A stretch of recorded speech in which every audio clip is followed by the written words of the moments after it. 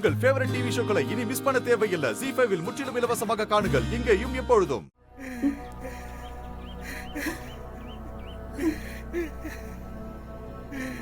அழாதீங்கப்பா, அழாதீங்க. நான் நல்லா தான் இருக்கேன், எனக்கு எதுவும் ஆகல.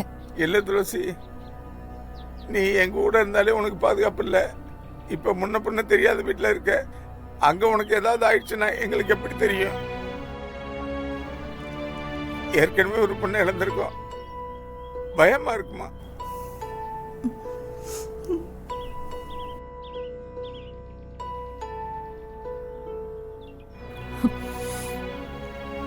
அப்பா, சில நேரத்துல தெரிஞ்ச இடத்தை விட தெரியாத இடம் ரொம்ப பாதுகாப்பா இருக்கும்.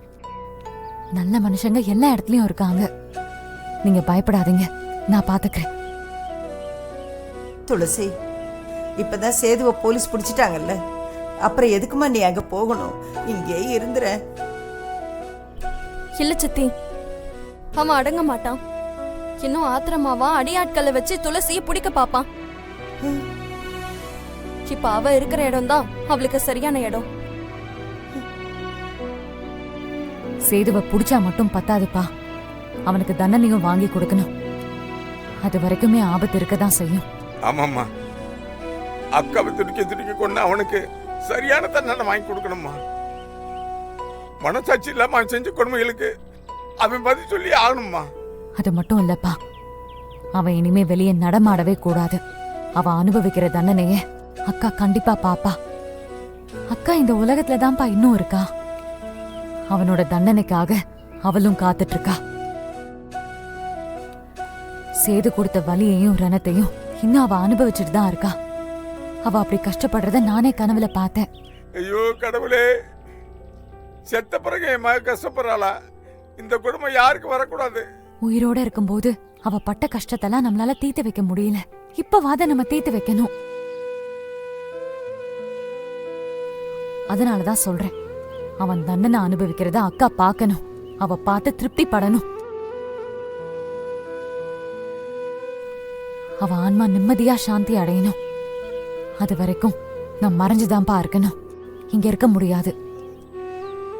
அம்மா துளசி, அதுக்கப்புறம் நீ வந்துருவில்ல? உன் வாழ்க்கை இனிமேலாவது நல்லா அமையறத பார்த்துட்டு நான் கண்ணை முன்னம்மா. சீக்கிரமா வந்துருப்பா. நிச்சயம் வந்துருவேன்பா, நீங்க என்ன நினைச்சு கவலைப்படாதீங்க. அப்பாவை பத்திரமா பாத்துக்கோங்க சித்தி. என்ன தேவைனாலும் சுமதி கிட்ட சொல்லுங்க, அவ எனக்கு கால் பண்ணுவா. சரி துளசி.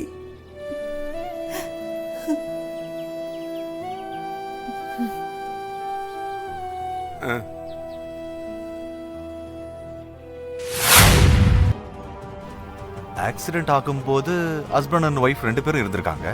பாஸ்போர்ட் காணும்னு கம்ப்ளைண்ட் கொடுக்கணும்னா எதுக்காக ஒருத்தர் மட்டும் தனியா போகணும்? அதுக்கு என்ன இப்ப அவசரம்? ஏதோ ஒண்ணு இடிக்குது.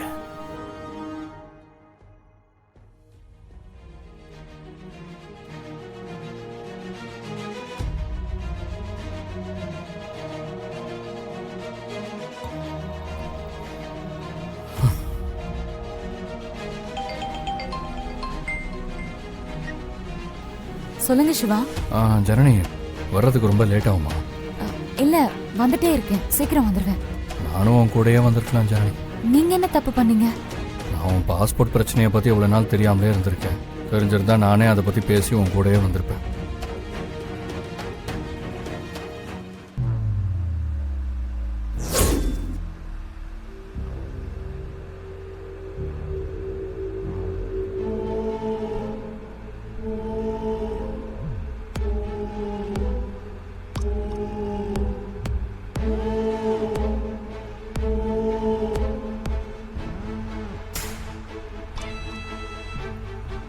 ஹலோ ஜனனி.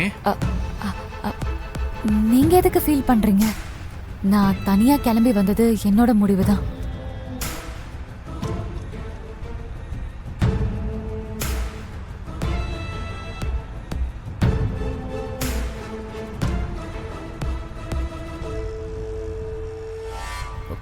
ஜனனி, என்னாச்சு ஜனனி? ஒன்றும் இல்லை சிவா, டவர் ப்ராப்ளம்னு நினைக்கிறேன். நான் தனியா வந்துட்டேன்னு மாமா ஏதாவது சொன்னாரா?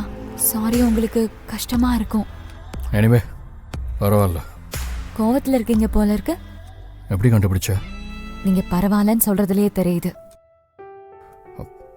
அப்படிலாம் ஒன்றும் இல்லை. மனசுல இன்னும் கோவம் இருக்கு. அது கோவமானு தெரியல, ஏதோ ஒரு ஃபீலிங். என்ன சிரிப்பு? ஏன் நான் சிரிக்க கூடாதா? சிரிக்கலாம், ஆனா நீ சிரிக்கிறத நான் நேர்ல பார்க்கும்போது அது வேற. ஓ, அதனாலதான் கோவமா? அப்படியும் வச்சுக்கலாம்.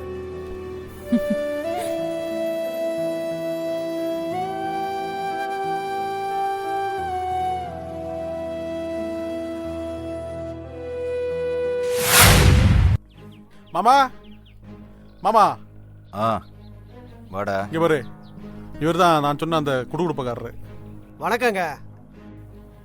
யோ மீச, நல்லா நடிப்பியா? நல்லா நடிப்பியாவா? நல்ல காலம் பிறக்குது, நல்ல காலம் பிறக்குது. ஜக்கம்மா சொல்றா, ஜக்கம்மா சொல்றா. நீங்க தான் நல்லா நடிப்பியான்னு கேட்டீங்க. அது நைட்டு. இப்ப நான் சொல்றது மட்டும் கேட்டுக்கோ. சொல்லுங்க.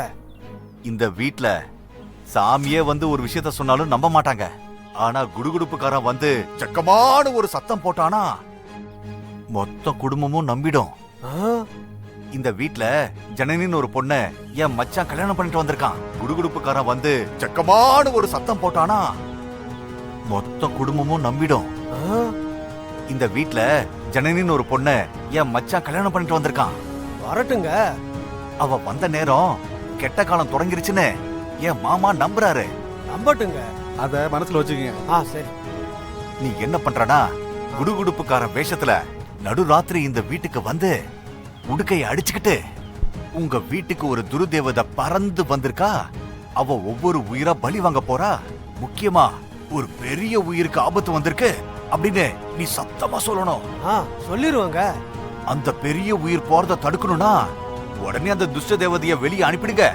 இல்லனா அந்த ஆபத்தை யாராலையும் தடுக்க முடியாது அப்படின்னு நல்லா மிரட்டலா சொல்லணும். நம்புற மாதிரி. செஞ்சிருவோம், செஞ்சிருவோம். இந்தா, இந்த பேப்பர்ல எல்லாத்தையும் எழுதியிருக்கேன், நல்லா படிச்சுக்கோ. சரிங்க.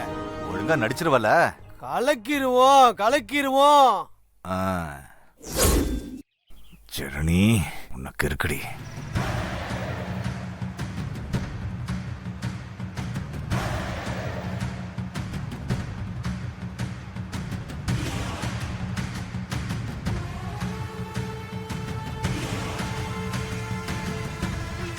மேடம், என்ன?